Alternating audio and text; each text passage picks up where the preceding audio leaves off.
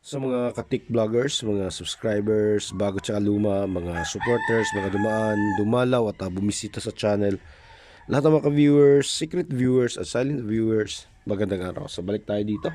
At ito nakauwi tayo kahapon at ito ngayong araw na to ay February 2. Papahinga lang tayo ng mga siguro isang linggo at balik naman tayo ulit sa trabaho.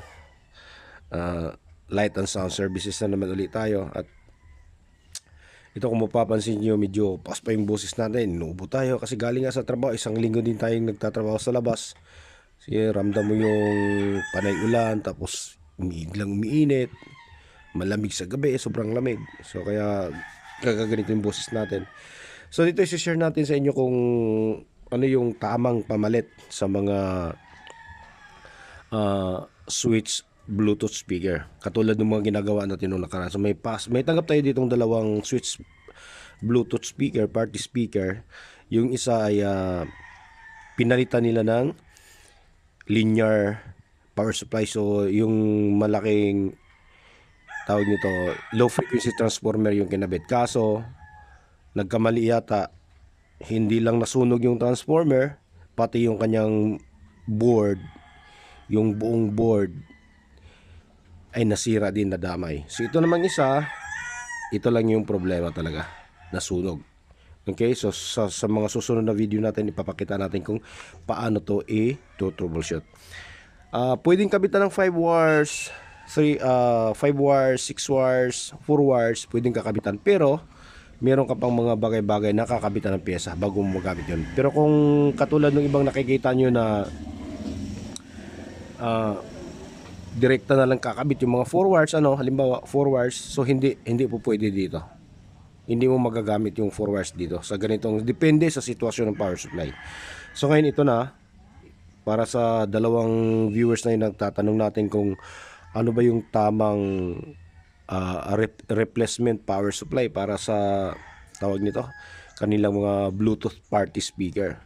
So ito yon, yung original niya, yung kung mapapansin nyo, 9.5 volts, 4000 mA.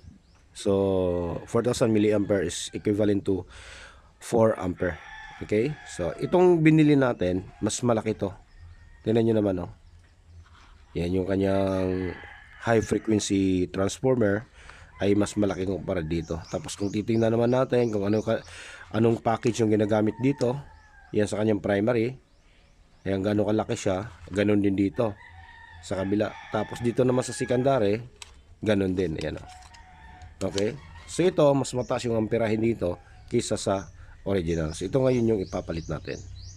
So papakita natin kung ano yung voltahe,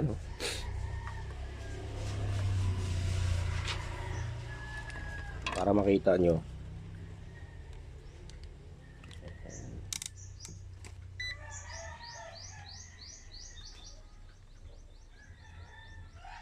Kaya napapansin nyo, 9.6 volts.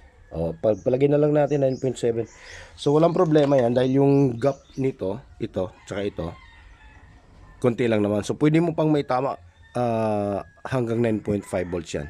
Okay, so kung paano, i-reveal natin yan sa mga susunod na minuto.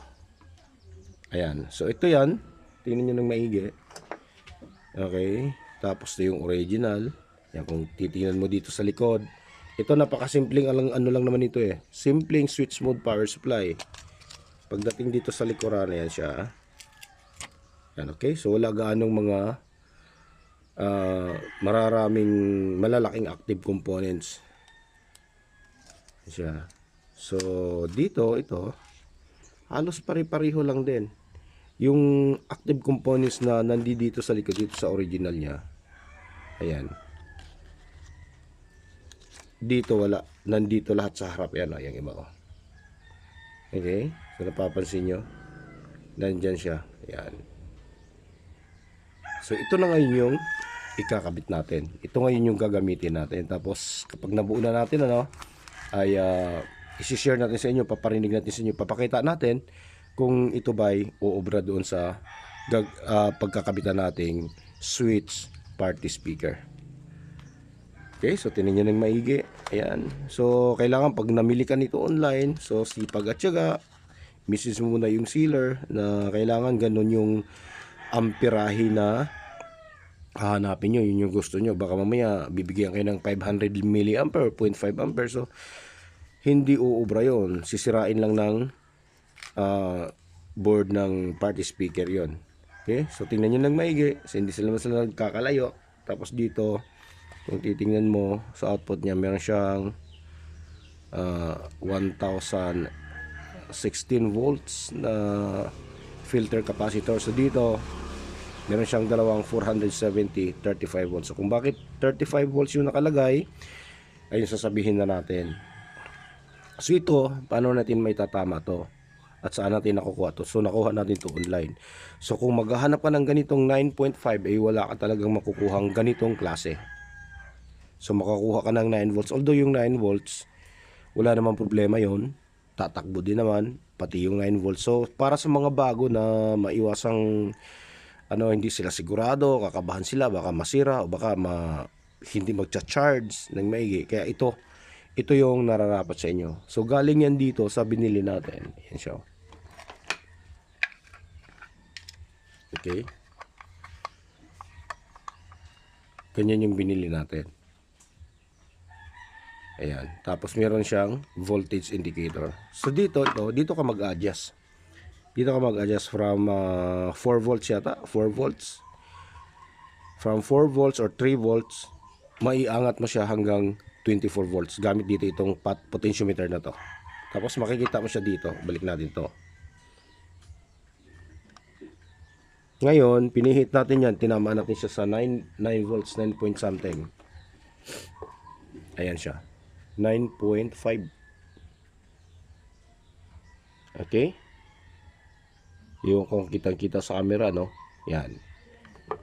So, yun na yung ikakabit natin. At galing dito yan sa isang adapter. Dito natin siya kinuha sa ilalim, biniyak natin. At ito yung ikakabit natin as power supply ng switch party speaker. Ito na yung gagamitin natin. Okay? So, abang-abangan nyo na lang, ayan. Abang-abangan nyo. Pag natapos natin, ulitin ko, ipaparinig natin sa inyo at papakita natin kung ito ba'y oobra at gagana doon sa pagkakabitan natin. Ayan. So, para sa inyong dalawa na nagtatanong kung ano yung nararapat, so ito yung ganito yung bibili nyo. So, marami namang klase, maraming mga ibang klase. Kaya lang yung iba kasi bibilhin nyo, napaka-ampaw tapos sobrang mahal. Ito kasi subok na natin yan, yung mga ganyan. Ito yung mga pinagkakabit natin kapag meron tayong nasisirang mga party speaker na merong built-in power supply sa loob. Na medyo matataas yung kanyang wattage, matataas yung kanyang power consumption. Ayan. Okay, so hanggang na yan, nakalagay from 4 to 24, from 4 volts to 24 volts. Ayan.